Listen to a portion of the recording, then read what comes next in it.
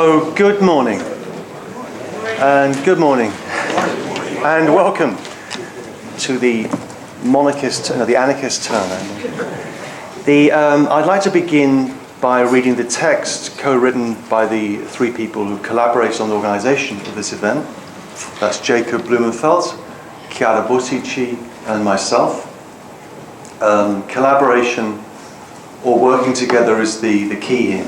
It's the very ethos of the anarchism we're going to try and both discuss and enact over the next 2 days.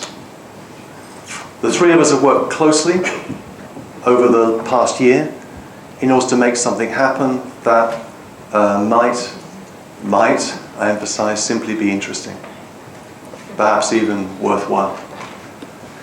We don't know what's going to happen. This could be rubbish, this could be a disaster. I hope not, but I think we're approaching it in a sense of hope, but also, who knows? For a long time, the word anarchist has been used as an insult. This is because at least since Hobbes, and maybe for a lot longer, the concept of anarchy has been extended from its etymological meaning, absence of centralized government, to that of pure disorder. The idea being that without a sovereign or a sovereign state, the life of individuals can only be miserable, brutish, and short. This shift in the meaning of anarchy was certainly useful in the ideological discourse of justification of modern sovereign states, but it does not provide an understanding of what anarchy might be, particularly when those states have either died, shriveled, or transformed, or in the case of the one we're in today, New York City, become an imperium that desperately tries to shore up its authority through a politics of the external and internal enemy, one of whom was killed last Sunday, but there'll be others.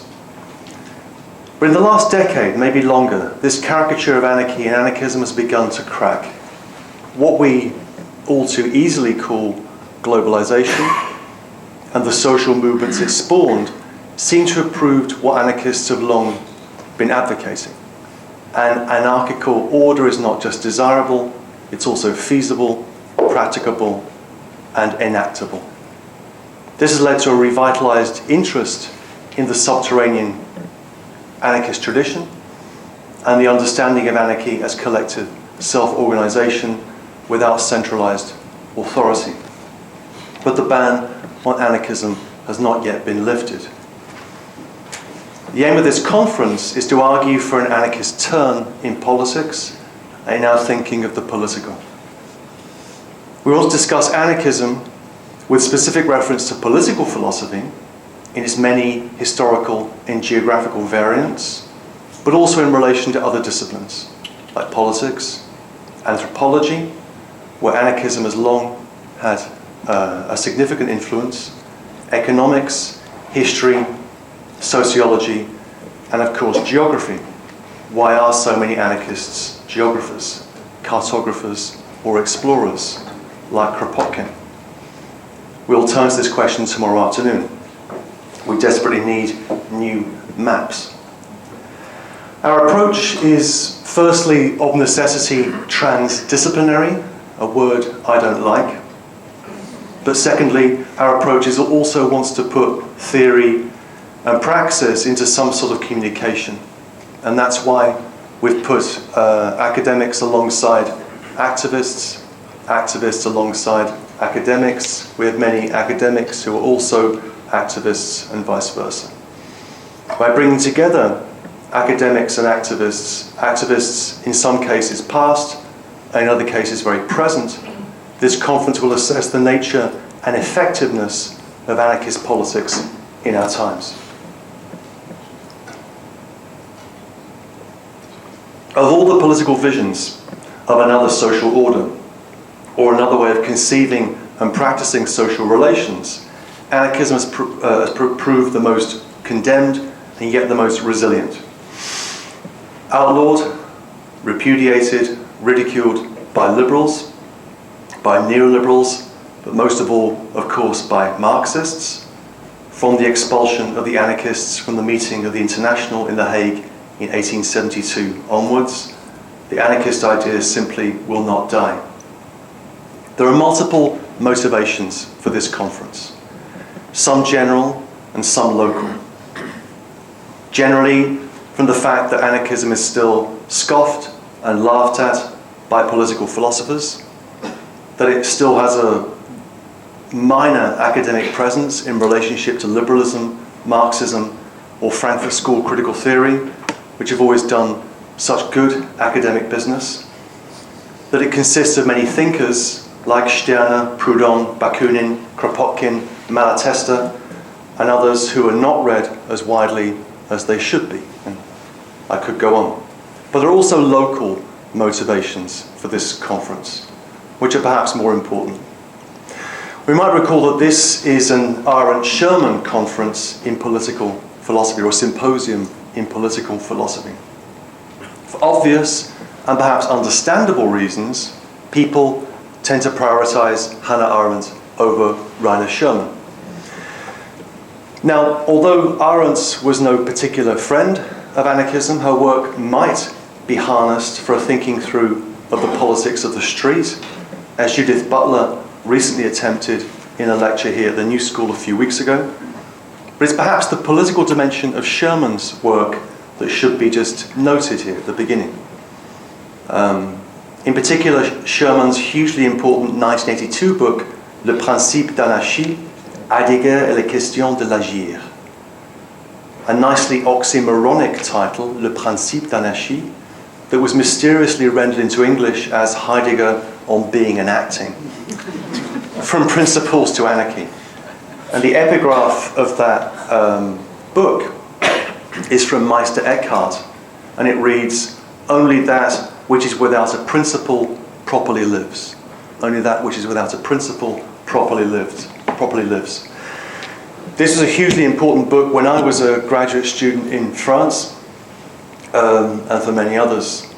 Indeed, as readers of Miguel Abensur's decisively important book, La démocratie contre l'État, from 1997, which has finally been published as Democracy Against the State with Polity Press, will know, Abensur, who will be speaking tomorrow, tries to bring together Arendtian and Shermanian themes in a defense of what the young Marx called true democracy in 1843, and which Abensur has more recently called insurgent democracy, which reactivates the anarchic impulse and might allow us to imagine a deconstitution of the political field based on the primacy of an arche, a first principle, a supreme power, an act of sovereignty or dominion, and might allow us to imagine the cultivation of what we could call an anarchic metapolitics.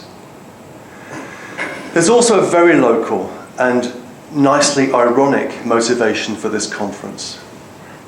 A little over 2 years ago, in fact very little over 2 years ago, in April 2009, 65 Fifth Avenue, the former home of the New School for Social Research, which is now a hole in the ground, you can see it for yourself, it's being rebuilt, was occupied for a second time by a small number of students who were protesting peacefully for improved study conditions and for accountability and transparency from the school administration.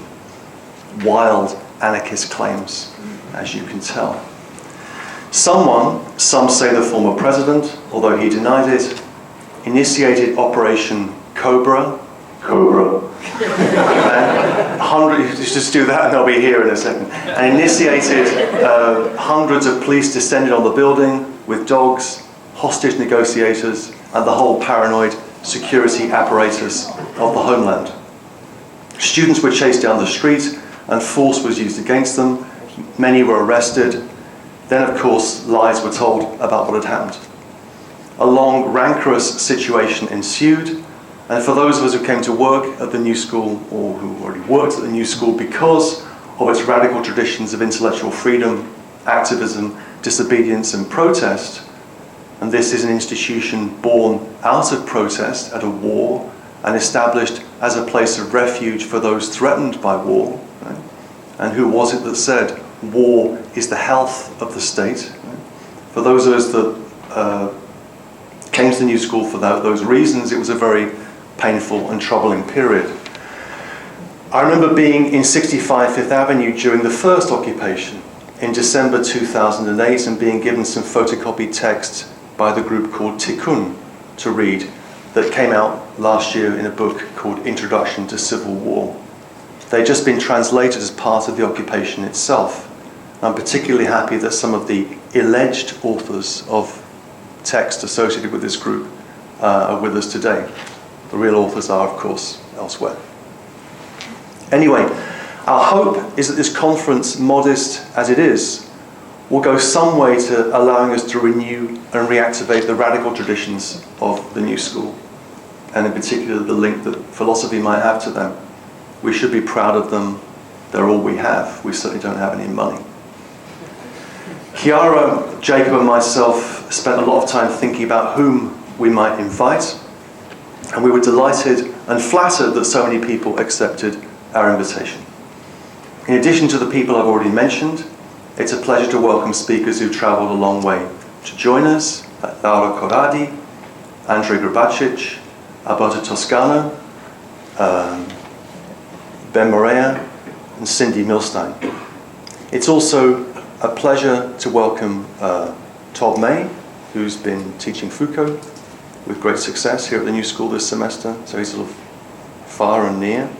We've also recruited some more local talent: Chiara herself, Cinzia Aruzza, Banu Bagu, Stephen Duncan, Elliot Madsen, and some current and former doctoral students like Stephanie Wakefield, Jacob Blumenfeld, and Mitchell Versa. Sadly, however, Judith Butler cannot be here. She regrets this bitterly, and the cause was a death in the family, and she had to return to Cleveland for a family gathering and service today and tomorrow. This is a particular pity, as Judith and I have been teaching together this semester, and she was very excited at the prospect of this conference, and we've been talking about it over the last weeks. But she's written a paper and filmed it, and we had the disc, and we'll show that this afternoon. And hopefully even there'll be a Skype discussion with her from wherever she is. I've been combing through my books for an articulation, if not a definition of anarchism, with which we might begin. There was a great quote from Malatesta, but I saw that Chiara's going to quote Malatesta. But there are numerous others, but I decided to read them would take too long. Let's perhaps say that anarchism is not so much a grand unified theory of revolution based on a socioeconomic metaphysics and a philosophy of history, as much as a moral conviction or an ethical disposition that finds expression in practice and as practice. Anarchism is a different way of conceiving and enacting social relations between people, where they're not defined by the authority of the state, the law, and the police, but by free agreement between people. Its aspiration was described beautifully by the English poet Shelley in Prometheus Unbound, although these verses would require a little anarcho-feminist critique, but let's just forgive Shelley that. Shelley writes, "Sepulus, free, uncircumscribed, but man equal, unclassed, tribeless, and nationless, exempt from awe, worship, degree, the king over himself, just, gentle, wise."